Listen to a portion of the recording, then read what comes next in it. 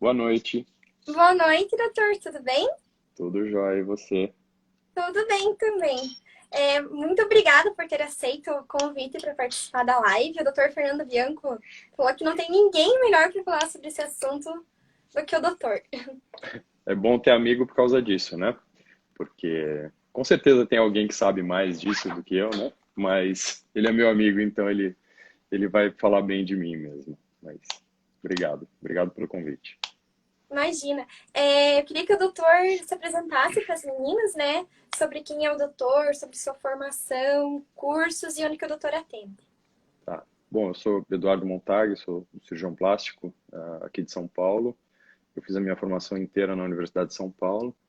Eu tenho uma atividade mista, então metade do tempo eu fico no Instituto do Câncer aqui do estado de São Paulo, que é um serviço público que a gente faz reconstrução mamária, e o restante do tempo o consultório para um privado aqui em São Paulo também.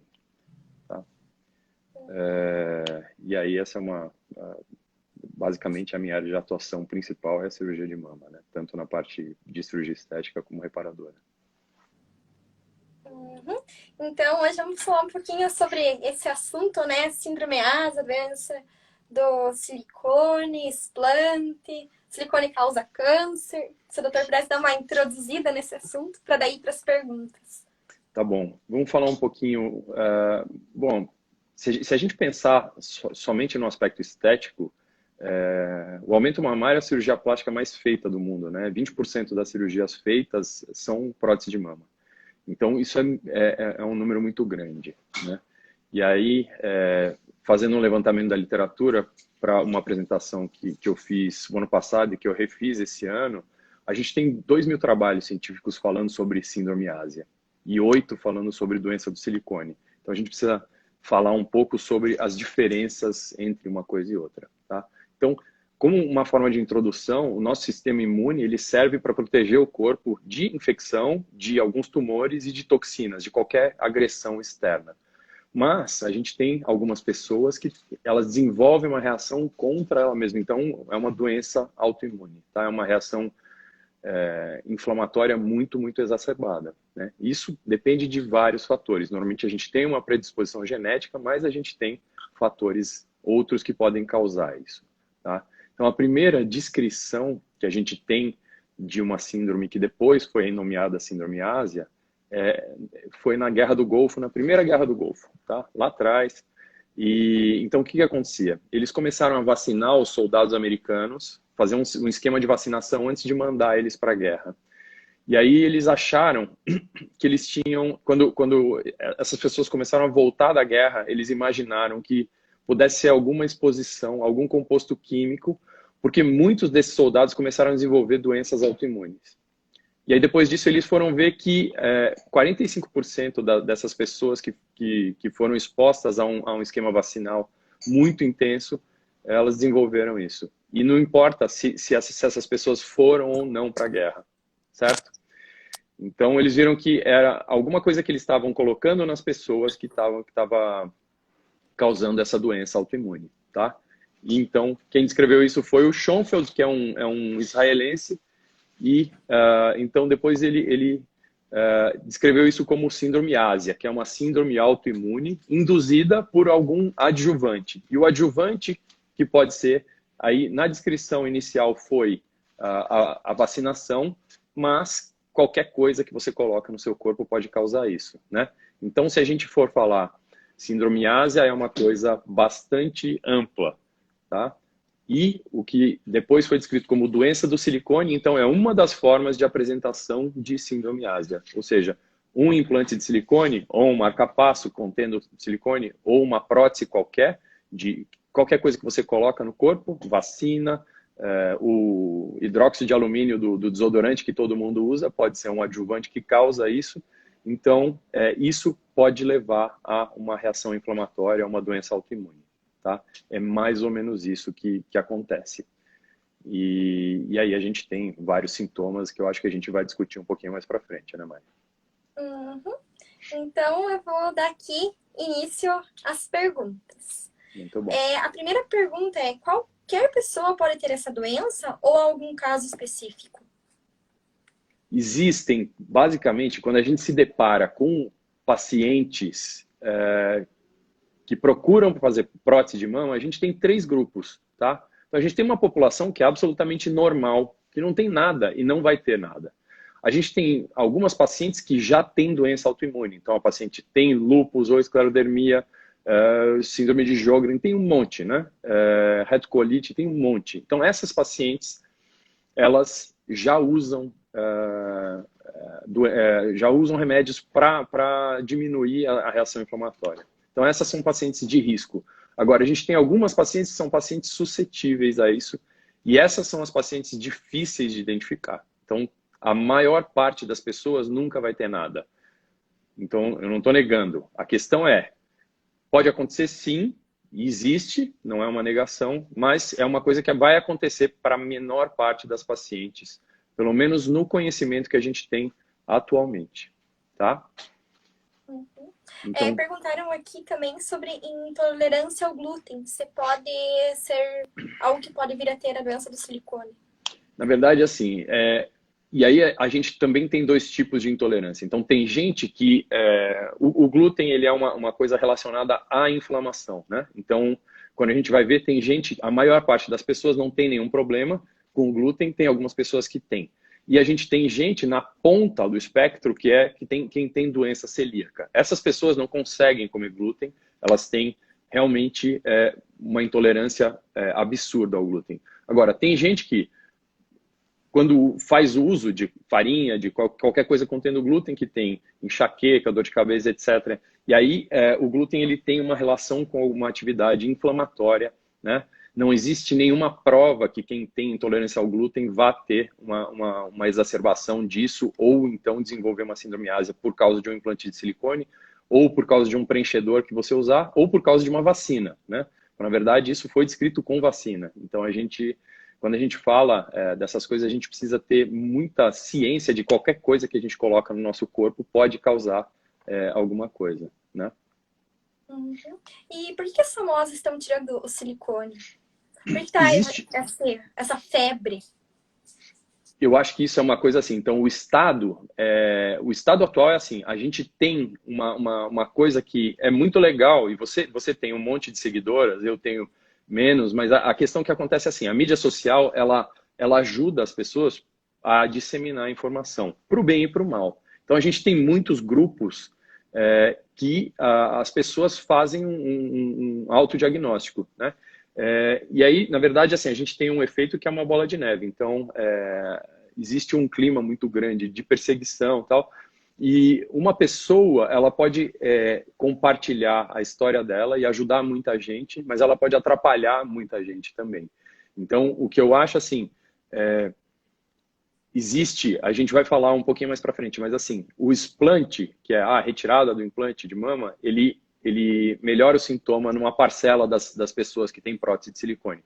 Mas tem algumas pessoas que o explante não ajuda em nada, né? Então, assim, a gente... e aí, assim, obviamente, eu faço muita reconstrução de mama, eu faço muito aumento mamário, então eu tenho um interesse aqui. Mas a questão é assim, eu reconheço que existe uma parcela das pacientes que tem, mas o que me assusta um pouco é o clima de perseguição e de julgamento de como se fosse pecado colocar uma prótese de mama, né? Então, assim, para algumas pessoas ela vai fazer mal, sim. Então, o papel do cirurgião plástico é de orientação. Então, a gente precisa estudar essas pacientes antes, avisar que pode acontecer e existe uma coisa que é muito interessante mesmo, que as pacientes raramente voltam, né? Você tem prótese, né? Quantas vezes você voltou depois da cirurgia no seu cirurgião plástico ou na sua cirurgiã plástica, né? É muito raro. Eu peço para as pacientes voltarem todo ano, mas ninguém volta e aí a gente fica ligando para essas pacientes. A gente fica ligando para as pacientes voltarem e a maioria não volta. Volta quando quer trocar ou quando tem filho ou quando tem algum problema, tal. Então essa é uma questão que a gente deveria explorar mais, porque raramente as pessoas voltam, então elas só voltam quando elas têm problemas. Uhum. Obrigada, doutor. Estou com 1 ano de silicone. Pontos ainda abrem. Podem ter relação com a doença?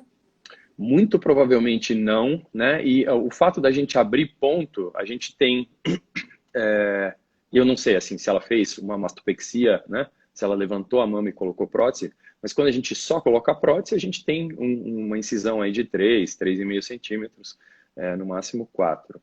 Quando a gente faz uma mastopexia, a gente tem cortes maiores, e aí depende do material que se usa. Se a gente coloca, se a gente usa pontos absorvíveis, esses pontos eles têm uma duração no corpo. Dependendo do material, até 1 ano a gente pode ter ainda alguma extrusão, ou seja, o corpo, quando o material fica muito superficial, a gente pode ter que, ou a gente tira, o cirurgião tira, ou o corpo acaba expelindo. Pontos não absorvíveis, que são os pontos de nylon, eles podem também acabar saindo por si mesmo. Então, assim, tem gente que fica expelindo esses pontos durante um tempo mais prolongado, né? Existe uma reação ao material, que é o material do ponto, não necessariamente a prótese. Isso não tem nenhuma relação. Uhum. Perguntaram quais exames detectam? Então, vamos lá. Diagnóstico, né? Então, a gente tem que falar assim, o diagnóstico, ele é muito mais clínico do que laboratorial, tá? Então, o que acontece quando a gente fala? Então, assim, ó, os achados clínicos, então, o que acontece? Quais são as possíveis apresentações que a gente tem de uma sindromiásia, tá?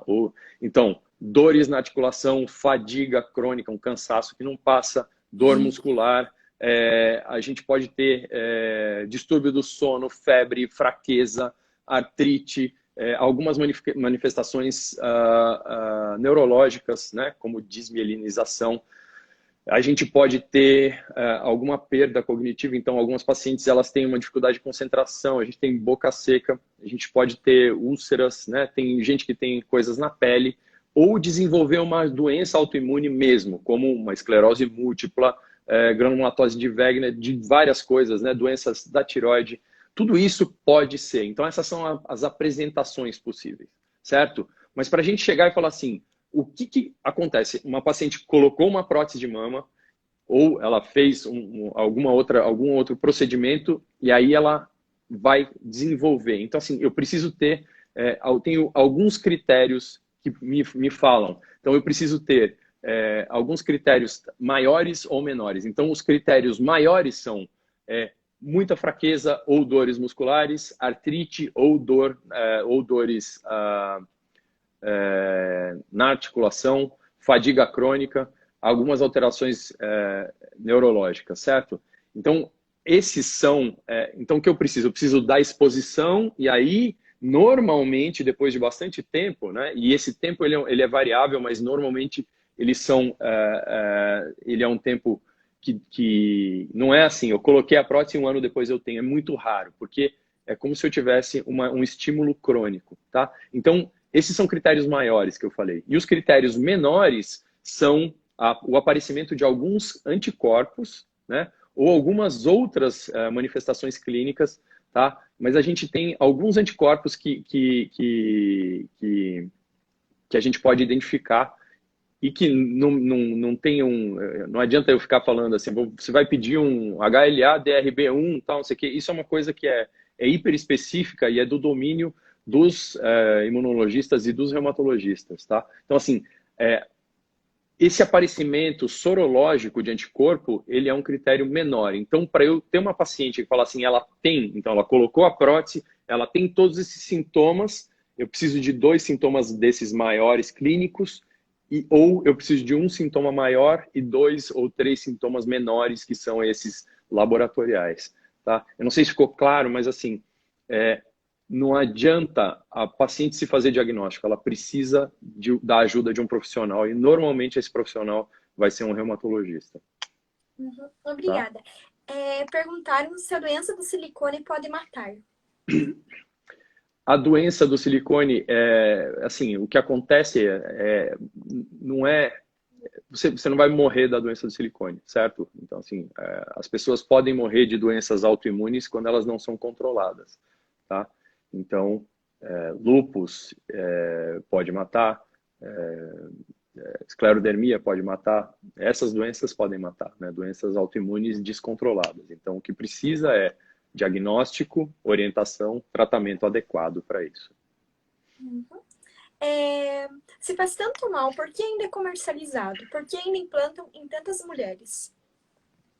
Então, essa é a questão. Isso é uma pergunta que é como se fosse uma pegadinha, né? Porque, assim, se faz tanto mal por uma população muito pequena, né? Ninguém está negando que pode acontecer. A questão é uma minoria de pessoas. Em quantas pessoas acontece? Ninguém sabe ainda, porque a gente não tem esse número. Essa descrição é relativamente recente. Como eu falei no comecinho, a gente tem 8 trabalhos falando disso na literatura. Por que a gente tem poucos trabalhos? Não é uma teoria de conspiração nem nada. É por quê? Porque é uma coisa nova e está sendo estudado. Cada vez mais a gente vai ter literatura, certo? Mas assim, na hora que eu falo prótese de silicone faz mal e faz muito mal, eu estou negando a experiência de 30 milhões de mulheres, sendo que existe um número gigantesco de pessoas que são ajudadas pela prótese de silicone, seja na sua autoestima ou seja na reconstrução de mama. 70% das mulheres que fazem reconstrução mamária fazem com prótese de silicone ou com expansor. Então, a partir do momento que eu falo que faz mal, né, é como se fizesse mal para todo mundo, né? Mas ainda assim, e aí assim, pode ser um exemplo tosco, mas cigarro faz mal, mas é uma decisão da pessoa, né? Então, se você quiser fumar, você saiba tudo que tem. Então, a orientação tem que ser, né? A orientação tem que ser, olha, pode acontecer. Tudo bem? Tudo bem. Você vai seguir com o médico que te operou todo ano. Se acontecer alguma coisa, você faz a retirada desses implantes sem o menor problema. Obrigada. A pessoa tem que ter uma predisposição para ter a doença do silicone? Foi o que eu falei. Existe uma população. A maioria das pessoas nunca vai ter nada. Normalmente a pessoa tem uma predisposição. Existem pessoas que já têm a doença autoimune, né? Essas pessoas, a gente normalmente conversa com o médico que trata dela, certo? Então, olha, a pessoa tem lúpus, a pessoa tem esclerodermia, ela tem tiroidite, ela faz alguma coisa, ela já faz uso de corticoide, ela já faz uso de imunomodulador. Aí a gente pergunta para o médico que cuida dela. Tudo bem se ela colocar prótese de silicone? E aí a gente faz a cirurgia com a anuência de quem segue. Se houver uma descompensação, tira a prótese. Obrigada. Por que a Allergan fechou? A Allergan não fechou. A Allergan é uma empresa gigantesca, né? E o que eles fizeram foi que eles fizeram a retirada da marca. Eles tinham no mundo 3 tipos de implante. Eles tinham um implante de macrotextura, que é uma textura chamada BioCell. E aí eles tinham um implante de microtextura chamado Microcell e eles têm um implante liso, né? A Allergan saiu do mercado no Brasil com implantes de mama, porque no Brasil eles nunca tiveram implantes lisos. Nos Estados Unidos eles continuam vendendo no resto do mundo e você não consegue aprovar de uma hora para outra uma marca de implante. Então o trâmite da Anvisa normalmente leva pelo menos 1 ano. Então o que eles fizeram foi uma retirada voluntária, porque essa textura era a textura mais relacionada a casos de ALCL, que é o linfoma anaplásico de células gigantes, né? Esse é um tipo de tumor específico desenvolvido na cápsula do implante de silicone, certo? Isso não é doença do silicone, é uma outra coisa, a gente pode tratar um pouquinho mais para frente. Mas o produto, o carro-chefe da Allergan no produto de mercado médico é o Botox. Então a Allergan não fechou, certo? Continua sendo uma empresa gigantesca e vende muito implante no mundo ainda. Obrigada. Encapsulamento e contratura também é doença do silicone? Não, então vamos lá.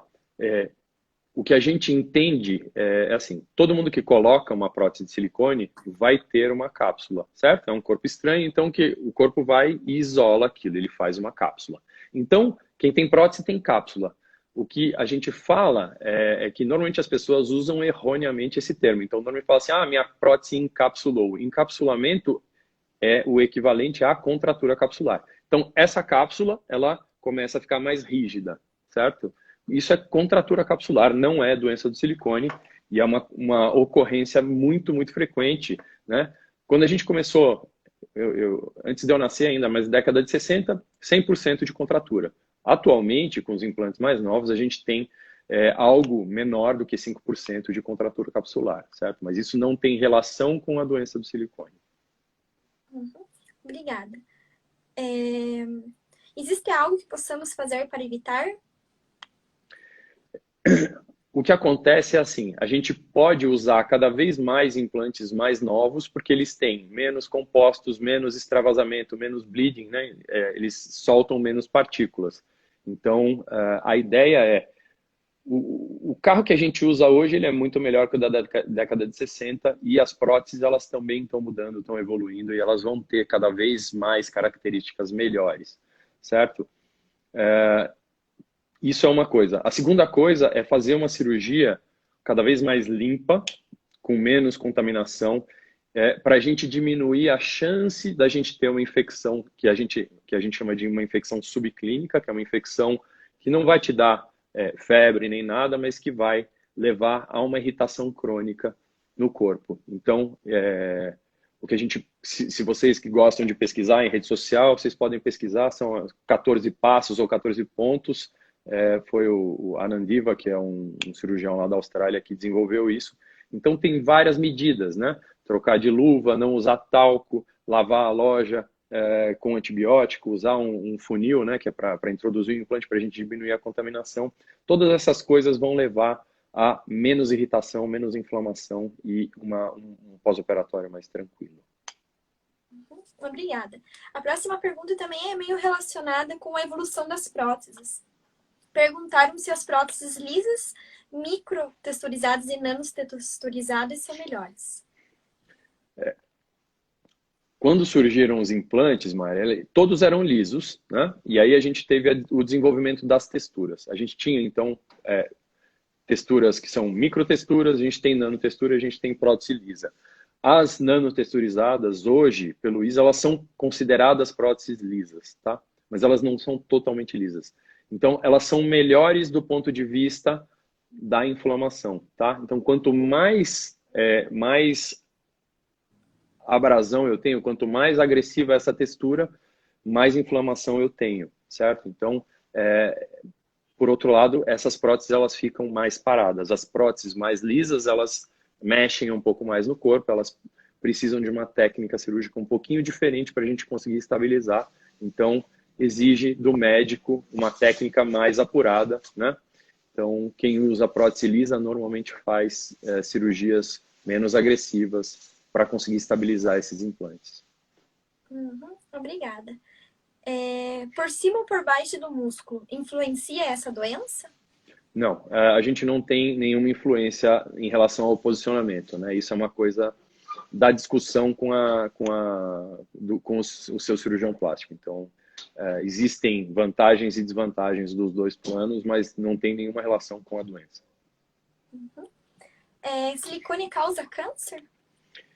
Não, então isso foi super estudado, né? A gente teve uma moratória nos Estados Unidos, então os implantes de silicone foram proibidos durante uma década, eles foram estudar e eles viram que não existe nenhuma relação com o silicone e câncer de mama, tá? A única eventualidade foi isso que eu falei, a gente tem mais ou menos 700 casos no mundo, num universo de 30 e poucos milhões de mulheres implantadas, do linfoma anaplásico de células gigantes, tá? Então, o ALCL, ele é um tumor gerado na cápsula do implante de silicone, né? Isso pode acontecer e foi por isso que a Allergan tirou o implante texturizado do mercado, por causa da relação com a textura do implante. Então, não tem nenhum caso descrito ainda de implante liso e ALCL. Obrigada, doutor. Seu encapsulamento ocorre em todas as próteses como defesa do corpo, por que se torna algo ruim? Então, assim, na verdade, a cápsula é uma reação do corpo, é uma reação normal, né, a um corpo estranho, a um material sintético, tá? Eu tenho vários parafusos no meu joelho por causa de uma cirurgia ortopédica e eles estão encapsulados também. Então, não é uma coisa negativa, é só uma reação do corpo a presença de um material sintético. Qualquer coisa sintética, o corpo vai reagir por mais biocompatível que seja, certo? Então, a gente não tem que ver a formação da cápsula como uma coisa negativa, é uma coisa natural. Vai acontecer. Uhum. Seria a gordura a melhor solução contra a doença do silicone? A gordura, ela não é uma solução para dar, ela é uma alternativa para mulheres que querem um aumento discreto da mama, tá? Então, a gordura, do ponto de vista estrutural, ela é como se fosse areia. Então, quando a gente começa a soltar areia, como se fosse uma ampulheta, a gente vai jogando isso, ela vai fazendo um morro, e aí uma hora ela começa a espalhar para o lado, certo? Então, a gordura, ela serve para aumento discreto da mama, para paciente que fala, olha, não quero prótese, tudo bem, mas a gente vai normalmente alargar um pouco a base para ganhar projeção. Não é o mesmo resultado. Então, normalmente, em aumento primário ou em mastopexia, a gente usa a gordura como um adjuvante para cobrir o implante, para diminuir aquela área. Então, tem pacientes que querem a mama mais marcada e pacientes que querem a mama menos marcada. Então, ou a gente vai usar implantes menores, ou a gente vai colocar gordura em volta da mama, né, na periferia, para realmente esconder o implante de silicone. A gordura, ela é muito ruim para empurrar a mama para frente. Então, aquelas pacientes que querem um resultado mais marcado, a gordura ela não satisfaz esse grupo de pacientes, tá? Então, ela não é a resposta para tudo. Aqui apareceu uma pergunta interessante que ninguém fez aqui nas perguntas enviadas. Então, o chip da beleza também pode causar doença autoimune? O chip, na verdade, ele é um chip com hormônio, né? E aí, assim, a gente tem que entender que ele é muito pequenininho e provavelmente ele não vai causar uma doença autoimune. Mas, assim, existe um potencial teórico disso acontecer. Obviamente que sim. Mas o efeito maior do chip é muito mais relacionado ao hormônio que vai sendo liberado no corpo. Então, o chip da beleza, ele tem coisas boas de perda de peso, de melhorar o vício, qualidade de pele, né, e massa muscular, etc. Mas tem vários efeitos colaterais também. Então, isso tem que ser discutido normalmente com o ginecologista, né? Então, a gente tem a possibilidade de aumentar algumas coisas, mas não é em relação à doença autoimune, não. Uhum. Obrigada, doutor. Até depois de quanto tempo de operada pode ocorrer? Na verdade, essa relação temporal pode acontecer a qualquer momento, né? Mas a gente precisa de uma exposição e aí vai acontecendo, né? A gente não tem um tempo certo, né? Mas assim, por exemplo, o linfoma a gente sabe que são normalmente 8 anos para aparecer, né? Então, é muito raro alguém ter alguma coisa no primeiro ano, né? Normalmente isso é uma coisa que aparece ao longo dos anos e quanto mais tempo você tem, isso pode acontecer. Então, a pessoa nunca teve nada, pode ter, daí a 20 anos de prótese? Pode, mas é muito raro isso acontecer, né? Não tem um tempo certo. Então, o certo para evitar esse linfoma seria fazer a troca regularmente da prótese? Na Porque a verdade... cada 8 anos, né, diz que pode surgir. Não, assim, Então, o antes tempo... de dar 8 anos, a pessoa vai lá e troca. Não, o que acontece é o seguinte. Então, o linfoma, o que acontece? O tempo médio de aparecimento é 8 anos depois. Tem algumas pessoas que pode acontecer antes, mas a maioria é depois.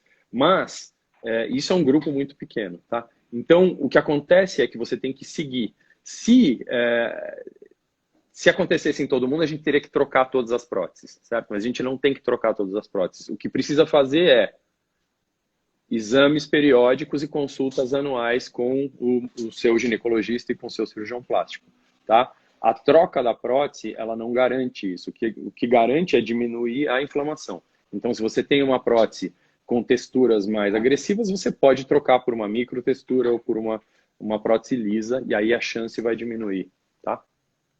Uhum. Obrigada. Aqui também perguntaram se a única solução para a doença do silicone é retirar as próteses. Para as pessoas que realmente têm a doença, essa é a solução. Mas, por isso eu falei que é importante fazer o diagnóstico com um médico, porque das pacientes que eu fiz explante, uma melhorou. As outras não. E aí algumas recolocaram depois. Então essa é uma coisa que acontece. Às vezes você atribui tudo à prótese e os sintomas eles são muito pouco específicos. Então tem muitas pacientes que tiram, não melhoram nada, e aí algumas 6 meses, um ano depois, elas voltam e recolocam, certo? Então os relatos tem algumas pacientes que tiram e falam assim, uma semana depois eu já comecei a melhorar e a minha visão melhorou, etc. Isso acontece com algumas pessoas, com outras não acontece. Então, por que que com umas acontece, com outras não? Porque algumas têm e as outras não, provavelmente, certo? Também perguntaram se é relacionado a algo psicológico isso. Eu não assim, o que? A doença e algo relacionado ao psicológico, não. O que acontece é que a gente não consegue, antes, não se reconhecia isso. Então, na verdade, tudo que se achava é que eles falavam, então isso é uma coisa da sua cabeça. Então, no começo, ninguém dava importância para isso, certo? Apesar de existir essa ideia de doença pode ser causada pela prótese há muito tempo, as pessoas não conseguiram provar, certo? Então, algumas pacientes podem acreditar que elas têm e não ter, e aí vai ser uma coisa puramente psicológica, né? Mas eu não quero negar a experiência de quem tem ou de quem pode desenvolver isso, né? Isso pode acontecer sim. Uhum. Aqui tem uma pergunta relacionada também à prótese de poliuretano e vi que o Dr. Moisés também enviou uma pergunta assim. Algum estudo mostrou relação direta com a prótese de poliuretano? O estudo que eu li, as pacientes que tiveram o linfoma usaram antes as próteses texturizadas.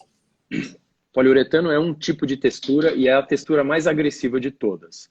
Tem um estudo da Austrália e Nova Zelândia, que é super controlado, que lá o maior risco de todos para linfoma foi no grupo de pacientes com prótese de poliuretano, certo? Mas a textura não é a única coisa que causa, tá? Então, o maior número de casos no mundo é de prótese texturizada. Poliuretano é uma textura que a gente fala, é uma textura nível 4 de texturização. É a textura mais agressiva que a gente pode ter, tá bom? Então, assim, no estudo australiano, o maior risco era com próteses de poliuretano. Uhum. Obrigada.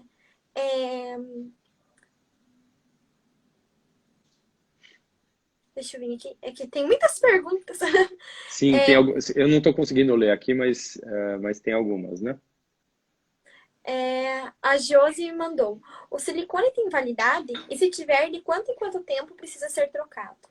Putz, essa pergunta, eu acho que é a pergunta que mais existe no nosso consultório. Então, assim, antes, a gente falava 10 anos. Por quê? Porque todas as próteses rompiam em 10 anos, lá na década de 60 e 70. Agora, os últimos estudos muito grandes foram os estudos de aprovação das próteses lá nos anos 2000, né? Antes de 2010. E aí eles viram o quê? Que esses implantes, eles têm que durar mais ou menos 90% dos implantes ainda vão estar inteiros entre 15 e 20 anos. Então mudou um pouco a ideia de troca periódica. O que a gente pode falar hoje é assim, se você colocar uma prótese, você vai trocar essa prótese muito provavelmente pelo menos uma vez na sua vida. Tá? Quando? Ou quando der problema, ou a gente vai identificar isso, né? A gente vai fazer exames periódicos e aí vai chegar e falar assim, não, tudo bem, a gente vai trocar. Tem um grupo de cirurgiões plásticos que quer trocar antes de dar problema, então vamos chegar lá com entre 15 e 20 anos e trocar essas próteses. Outro grupo vai chegar e falar, não, nós vamos esperar romper e aí depois vai trocar. Tem vantagens e desvantagens dos dois tipos de abordagem, tá? Aqui perguntaram também se as próteses maiores podem causar a doença do silicone e as menores não. Não, as próteses, assim, quanto maior uma prótese, maior o índice de complicações que eu tenho relacionados ao peso do implante, à queda no pós-operatório, mas não eu vou ter mais ou menos doença por causa do implante, né? Óbvio que, então assim, quanto maior o implante, maior o peso, mais estica a pele, maiores são os problemas relacionados ao peso do implante, não à doença. Uhum. Perguntaram se quem tem artrite reumatoide pode colocar silicone? Teoricamente, sim, mas é um grupo de risco, então precisa falar com o seu médico. Então, essa é a coisa principal, é conversar com o seu clínico, quem acompanha do ponto de vista da artrite, e falar, olha, estou pensando em fazer um aumento de mama, né? E aí, quando aumenta a mama, tu fala assim, tudo bem, então vamos seguir de perto, e aí, se aparecer alguma coisa, se piorar, se descompensar a artrite, aí vai retirar ou trocar a medicação, ajeitar isso. Então, não é o fim da vida, mas tem gente que vai piorar mesmo. Aqui perguntaram também se a prótese de poliuretano é a mais agressiva e a que possui maior indicação índice de causar o linfoma, por que a grande indicação dela? Desculpa, eu sou míope, eu não enxerguei ele direito. Sim, eu acho que é a Malu, né, que mandou essa pergunta. Isso. Então, o implante de poliuretano, ele tem algumas indicações, né? Tem grandes fãs, né? No Brasil, a gente tem muita gente que gosta de usar. O implante de poliuretano, ele é um implante que gruda na posição que você coloca. Então, existe um grande número de cirurgiões plásticos no mundo que gosta do implante de poliuretano. Fala assim, então tem gente que só usa poliuretano, tem gente que usa poliuretano em alguns casos. Um grande grupo é o grupo de pacientes que fizeram cirurgia bariátrica, eram muito obesas, perderam peso, tem uma grande flacidez, então existe um grupo de cirurgiões plásticos que prefere implantes de poliuretano para que eles fiquem parados naquele lugar, porque essas pacientes, elas normalmente têm um índice grande de queda da mama no pós-operatório, certo? A gente antes não tinha implantes lisos, agora a gente está desenvolvendo essa técnica de fixar os implantes que não são poliuretano de outros jeitos para impedir essa queda também. Perguntaram qual seria a melhor textura de prótese, sendo que a lisa pode virar. Toda prótese pode virar, tá? Isso não é uma exclusividade da prótese lisa. Então, a ideia é assim, tudo a gente tem que adaptar a nossa técnica cirúrgica, certo? Eu já tirei implante de poliuretano que rodou. Então, toda prótese roda. E a culpa não é a prótese lisa. Então, o que aconteceu? A gente tem no Brasil 3 anos de uso de prótese lisa, num mercado que todo mundo treinou para usar prótese texturizada. E aí, quando entrou a prótese lisa, todo mundo continuou usando como se fosse uma prótese texturizada. E aí a gente começou a ter problema. Então, por isso existe tanta... né? Na verdade, então, assim, a culpa não é do implante, a culpa é da técnica que se utilizou, né? Então, qual que é a melhor textura? A melhor textura é a melhor textura para cada ocasião ou para cada cirurgião. Tem cirurgiões que gostam de prótese lisa, tem cirurgiões que gostam de próteses com microtextura, tem gente que gosta de macrotexturas de poliuretano. Então, assim, encontrem alguém que vocês confiem e aí ele ou ela vão justificar o uso de uma prótese mais lisa ou menos. Então, quanto mais textura, mais gruda. Quanto menos textura, mais movimento, né? A mama mexe, então com a prótese lisa a mama vai mexer, com a prótese texturizada ela vai ficar um bloco mais parado, mas isso não garante. Então, toda prótese tem o potencial de rodar também. Obrigada. Qual a porcentagem das mulheres que podem vir a ter esse problema? Dá para se evitar? Então, ninguém sabe ainda, porque como é uma coisa que foi reconhecida recentemente, a gente não tem uma estatística, tá? Então, e o diagnóstico é difícil, como eu já falei. Então, a ideia é ficar de olho, né? E aí, ao aparecerem os sintomas, a gente vê, né? Evitar, não tem muito como evitar, né? Porque se eu posso desenvolver isso com vacina, né? Eu vou deixar de tomar vacina? Não. Então, assim, tem gente que desenvolve síndrome ásia por causa de vacina, né? Você não vai parar de tomar vacina, né? Então, como que eu vou evitar isso, né? O desodorante sem o alumínio no desodorante, que pode causar síndrome ásia, aí tudo bem, a gente pode usar um desodorante sem, né? Existem produtos que não têm alumínio, por exemplo, que é um dos adjuvantes, né? Existe prótese sem silicone? No momento não, né? Porque mesmo a prótese salina tem silicone na sua composição, que é uma prótese cheia de soro, mas em volta é silicone. Perguntaram por que os pacientes não têm acesso à lista de ingredientes de uma prótese. Isso está no manual do implante. Então, quando você coloca naquele livrinho, deve estar a composição. Mas silicone é um composto, né, que é o polidimetilsiloxano. Isso é um composto que é encontrado, né? Na verdade, a questão é assim. Então, para as pacientes que já têm implante, eu acho que olhem o livro que tem, é super extenso o que tem lá, né? Então é só procurar, meninas. Sabe aquele manualzinho que vocês receberam? Tem um cartão com o número de série, etc. E tem um manual. Lá tem todos os compostos, tem tudo. Uhum. Obrigada, doutor. A Tatiana mandou uma pergunta perguntando de paciente mastectomizada se é melhor prótese lisa ou texturizada. Na verdade, normalmente a gente usava texturizada, atualmente a gente tem usado mais implante liso, mas essa é uma questão também da preferência do cirurgião.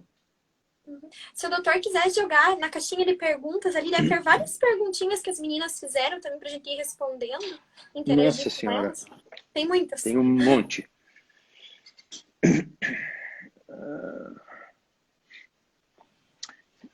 Tainá falando se é possível conviver com a cápsula do silicone caso não tenha nenhum outro sintoma. Todo mundo que tem prótese, Tainá, tem cápsula. Então, assim, você vai conviver normalmente e não tem nenhum problema em relação a isso, tá? Essa é uma questão super tranquila, né? A Bianca, que é possível detectar através de algum exame antes de colocar a prótese. Como eu falei, talvez você tenha perdido. Tem algumas pacientes que têm uma predisposição, mas a gente não tem como saber. A gente tem alguns grupos de risco. Então, quem já tem quem já tem doença autoimune tem que ficar mais ligado, e quem tem história familiar também, tá? O que mais? A gente já falou da prótese de poliuretano. Vamos intercalando. Boa. Aqui perguntaram também se precisa de algum remédio, se algum remédio pode evitar a retirada do implante. Então, se a paciente tem uma doença autoimune e usa a prótese de silicone, ela tem a prótese de silicone, você pode tomar algumas coisas. Então, tem paciente que toma corticoide, tem gente que toma metotrexate, mas isso é uma coisa que tem que ser receitada pelo imunologista, pelo reumato, né? Por quem segue a paciente, né? Tem uma pergunta aqui: a pele volta a tirar a prótese? Depende do tamanho da prótese, depende da duração. Então, quem tem próteses muito grandes vai ficar com uma sobra de pele, pode, né, ficar com uma sobra de pele e precisar de uma mastopexia depois. Quais são os riscos que ninguém fala antes de colocar o silicone? Bom, a consulta, então isso é super importante. A consulta pré-operatória, a gente detalha alguns riscos, certo? Tem vários riscos. Então, assim, a gente tem que falar na consulta sobre os riscos todos os riscos, né? Desde você ter um hematoma até o risco de morrer durante a cirurgia. Isso sempre acontece, são riscos controlados, é uma cirurgia super tranquila. Então, eu não acho que fala assim, coisas que ninguém fala, né? Eu acho que essa é uma coisa assim, antes ninguém falava disso porque ninguém sabia que existia. Agora a gente está começando a reconhecer também, né? Uhum. É real que a prótese é vitalícia? Já ouvi que não existe mais isso. Prótese nunca foi vitalícia e continua não sendo, tá? Então, colocou a prótese, colocou a prótese, provavelmente você vai trocar ao longo da vida pelo menos uma vez, tá? Existe uma diferença entre explante e somente retirar a prótese? Não, explante é a retirada da prótese. O que a gente pode fazer é retirar a cápsula também ou não, né? Na verdade, existe uma coisa que é a moda, que é falar assim, fazer uma cirurgia, um explante em bloco, que é fazer a retirada da prótese junto com a cápsula, com uma coisa só. Para eu fazer isso é obrigatório quando a paciente tem algum linfoma, alguma doença maligna, certo? Para fazer um explante, eu posso simplesmente tirar a prótese e depois tirar a cápsula, caso ela tenha necessidade de tirar a cápsula, tá? Nem todo mundo precisa, e o explante em bloco, ele é uma moda, né, que surgiu, não sei porquê, mas ele só é indicado para pacientes que têm o linfoma, porque aí a gente tem que manter todo o líquido junto com a cápsula, tá? Então, para não ter contaminação. Uhum. Se o silicone vazar, quais são os riscos? Na verdade, assim, essa é a vantagem da gente ter uma cápsula. Então, se a prótese romper lá dentro, ela fica contida, tá? O que acontece é que quando uma prótese rompe, a gente vai aumentando a inflamação local e aí a gente pode aumentar a chance de ter contratura. Então, essa é uma cirurgia um pouco mais chata de fazer. Quando você faz a troca depois que a prótese rompeu, é uma cirurgia tecnicamente um pouquinho mais chata de fazer, né? A gente demora um pouco mais para limpar todo o silicone que fica. Mas o silicone não sai vazando pelo corpo, ele fica... Como as próteses têm um gel super coesivo, elas ficam dentro dentro da cápsula bonitinhas. Ó. Doutor, pode responder da live que as meninas enviaram? Vamos lá, nas caixinhas. Então, a gente tem aqui... Muitas. Muitas. Existe diferença de marcas que dão menos rejeição? Na verdade, a gente não tem rejeição de implante, né? O que a gente tem assim... Porque algumas pacientes falam, eu tive rejeição. Normalmente é porque eu tive uma infecção e tive que retirar. A gente não consegue rejeitar uma coisa sintética. A gente consegue rejeitar um rim de alguém que a gente coloca, córnea, transplante de coração, etc. Por isso que a gente toma remédio para não ter a rejeição. A rejeição de silicone é uma coisa que é difícil da gente falar. Então, normalmente, a gente confunde isso com infecção. Ou coloquei uma prótese muito grande, a pele não aguentou, abriu e aí eu tive que tirar. Muita gente, as pessoas falam que isso é rejeição. O exame de ressonância é o mais indicado para avaliar a integridade. Ele é o mais sensível, mas é um exame que é caro e a gente não precisa fazer em todo mundo. Então, você pode seguir com ultrassom e mamografia tranquilamente e se tiver a suspeita, aí faz a ressonância. Devo ter medo de colocar silicone? Não, você não tem que ter medo de colocar silicone, você tem que ter informação. Tudo que se faz no seu corpo, você tem que saber. Então, é uma decisão informada e a responsabilidade é compartilhada entre o cirurgião e a paciente. Então, tem que se informar. Não é uma coisa inócua, tem que ter todas as informações. Por que alguns silicones são rejeitados? A gente já respondeu isso, né? Da rejeição do silicone, que normalmente é uma exposição ou uma infecção, né? É muito difícil você ter uma rejeição. O doutor Fernando Bianco mandou um oizinho aqui. Obrigada, doutor Fernando. Foi aniversário dele semana passada, né? Então, agora, parabéns em público, né? Parabéns, doutor. Amanhã tem live com ele também. Ó. Quais são os casos que não precisa retirar a prótese? Eu não sei se eu entendi a pergunta, mas assim... Linfoma, por exemplo, você pode tirar a prótese, tirar a cápsula e colocar uma prótese lisa. Esse é um dos casos, certo? Então, a gente não precisa. A gente pode tirar a prótese e colocar uma outra no lugar, né? Então, você tira uma prótese texturizada e coloca outra. Alguém que passou aí falou, se eu acho arriscado a retirada da mama inteira para colocar prótese de silicone. Sim, é arriscado porque qualquer problema que você tiver, você não tem mais como reconstruir a mama. Então, você fica totalmente dependente do implante. Então, essa moda de eu vou tirar 500 gramas de mama para colocar uma prótese, a gente tem que pensar no futuro, né? A gente tem que...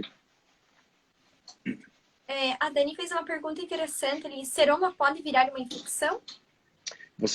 O seroma facilita isso, tá? E ele pode, às vezes a gente pode ter um seroma crônico e falar, olha, então eu tenho um depósito de líquido, e aí eu estou falando de um seroma grande, né? Porque todo mundo que tem prótese tem um pouquinho de líquido em volta dela, né? Falar, eu ter 10 ml de líquido ali dentro não tem nenhum problema. O problema é quando eu tenho 200 ml de líquido, aí eu posso ter uma infecção também. Perguntaram se essa doença causa queda de cabelo. Queda de cabelo pode ser uma das coisas, uma das manifestações, é um sinal menor, né, disso, mas pode acontecer sim. Perguntaram se posso conviver com a doença. A questão é assim, qual é a importância que isso tem na sua vida, né? Então, assim, se eu tenho esses sintomas e eles não me atrapalham, eu posso manter a prótese. Agora, se ele se torna uma coisa muito, muito importante, aí o ideal é procurar alguém para fazer a cirurgia, né? É isso, Pietro Cardoso. Ah, faz 12 dias que fiz a mastopexia. Não, 12 dias a gente, assim, a gente não pode... 12 dias de mastopexia e sente a prótese mexer, tá tudo tranquilo. 12 dias, né? Não vamos pensar em nada, em resultado, antes de alguns meses de cirurgia, tá? A prótese pode mexer no começo, sim, até essa cápsula se formar. Então, a ideia do repouso é estabilizar a prótese, deixar ela quietinha, deixar a cápsula formar, né? Então, pode mexer sim no começo, né? Algum movimento sempre é normal.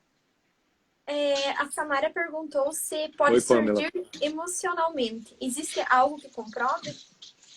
Não, a gente não tem essa comprovação. O que acontece é que tem gente que pode desenvolver e aí ter distúrbios neurológicos, emocionais, sim, por causa disso, né? Então, quem tem sintomas crônicos pode ter uma alteração também, né, de humor e ter essas coisas. Então, pode acontecer, né, da pessoa. Então, todo mundo que tem, por exemplo, quem tem dor todo dia, né, um dos jeitos de tratar a dor crônica é com um antidepressivo. Então, atrapalha, né? Então, essas pessoas podem ter uma alteração psicológica, sim. A Jéssica perguntou, é verdade que na embalagem do silicone tem uma tarja preta falando que há riscos de vida? Não, isso é mentira. O que tem, tudo tem no manual, certo? Na embalagem não tem nenhuma tarja preta. Isso não é verdade. A Yara perguntou, as próteses são tóxicas? Há metais pesados nelas? Eu acho que a Mariana está aqui, ela pode responder isso, né? O que a gente tem é assim, né? A Mari está aqui. Quer responder? Eu já fiz também 2 lives com a Mari da Motivo. Ela está aqui. Então, vamos deixar a Mariana responder a questão do metal pesado e tal, mas assim, e enquanto isso eu vou abrir uma outra caixinha que tem aqui, ó. Tem algum tipo de exercício que não pode ser feito com silicone? Na verdade, assim, depois que passou o período e está tudo cicatrizado, a gente pode falar, a gente pode fazer qualquer coisa, né? Então a Mari respondeu aqui, só silicone no silicone, certo? Metal pesado a gente tem em silicone industrial, não em silicone grau médico, que é totalmente puro. O que mais? Mais uma pergunta.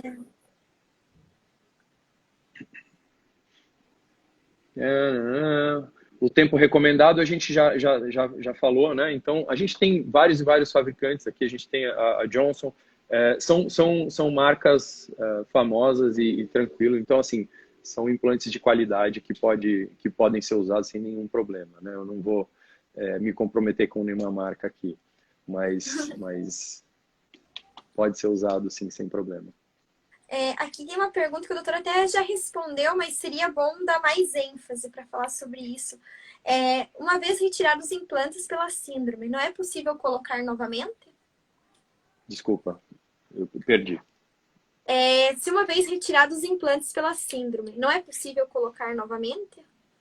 Se a gente diagnosticou que tem a síndrome, aí eu acho que essa é uma discussão para ser feita, uma discussão realmente sincera e ver assim, se vale a pena ou não, né?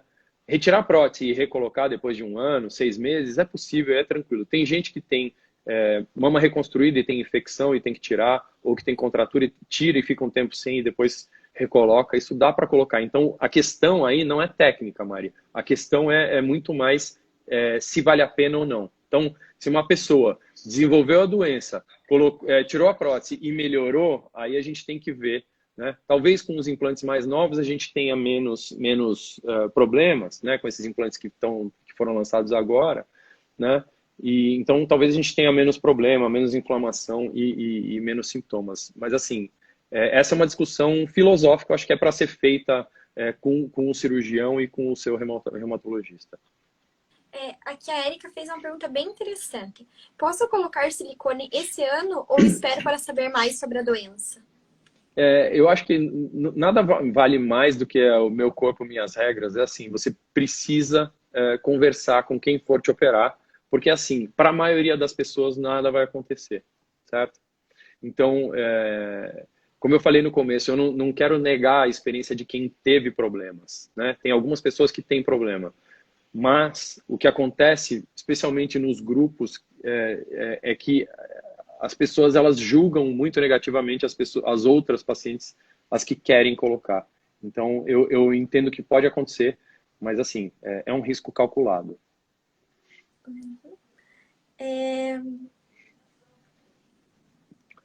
Tem algum risco futuro da retirada das glândulas na mastopexia? Não, quando a gente vai tirar um pouco da mama, não tem problema, certo? Então, se a gente vai tirar 150, 200 gramas, então a gente não tem problema nenhum. O que eu vejo problema é a gente tirar a mama quase inteira para colocar prótese de silicone. E aí não tem nada a ver com doença do silicone. O que eu vejo problema é na evolução futura. Porque se você, por algum motivo, tiver que tirar as próteses, você não tem muito como correr atrás disso. Aí vai ficar realmente com mamas menores do que as minhas. A Daniele perguntou, como é detectado a síndrome? Através de mamografia e ultrassom? Não, mamografia e ultrassom a gente consegue detectar alterações nas mamas como câncer ou como alguma alteração radiológica mesmo. A síndrome a gente não consegue detectar com mamografia e ultrassom. Com mamografia e ultrassom a gente consegue ver seroma, a gente consegue ver nódulos e etc. Né? Mas normalmente é um diagnóstico clínico.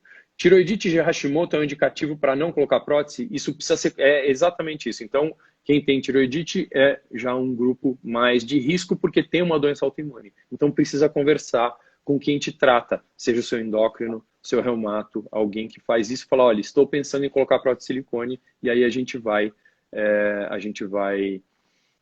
fazer uma decisão conjunta entre dois médicos e a paciente. Existe algum exame específico feito no pré-operatório que pode indicar predisposição à doença? Então, lembra que eu falei daquele quadrinho lá de anticorpos, etc. Existe alguns anticorpos que a gente pode pedir no pré-operatório, mas eles não são uma contraindicação. Eles podem indicar um risco um pouco aumentado, né? Mas a gente não tem como saber disso antes, né? É muito difícil. Então, normalmente, para aquelas pacientes de mais risco, com uma história familiar forte ou que já tenha coisa, a gente pode fazer, né? E quais são esses? Então, rapidamente eu vou falar. No momento antes da exposição, quem tem uma história familiar forte, aí a gente vai pedir antitiroglobulina, antiperoxidase, fator reumatoide, proteína C reativa, IgG, IgM e o FAN. Mas, de novo, não dá para a gente ir na farmácia e pedir esses exames, né? A gente precisa de um médico para interpretar isso. Uhum. Obrigada. Nós estamos com 3 minutos, só para, né? Acho que a gente tem que começar as considerações finais. Pelo jeito, nós vamos ter que fazer mais umas 2, 3 dessas para até esgotar o assunto. Sim, com certeza. Então, o doutor quer falar mais alguma coisa? Não, eu acho que, na verdade, eu comecei falando, então você termina, né, Mari? Então, é isso, meninas. Eu espero que um pouco das dúvidas de vocês tenham sido sanadas. Quem tem medo, acho que perdeu um pouco do medo. Quem tinha dúvida, né, em relação a esse pavor que está causando, também ficou um pouco mais aliviada. E quem tem algum problema já genético à disposição, também sabe que tem que ter cuidado. Tá, eu tenho um podcast que fala um pouco sobre isso, chama Plastic Talks. A gente tem uma handle aqui, tá? Também, então, para quem quiser. E eu acho que eu tenho um IGTV falando sobre isso. Mas o meu Instagram está aberto também, vocês podem me mandar mensagem sem problema, tá bom?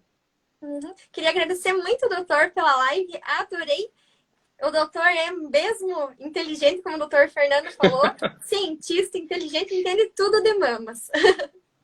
Tchau, tchau, então, Mário. Obrigado. Obrigado pela presença de todos. Boa noite. Boa noite. Tchau, tchau.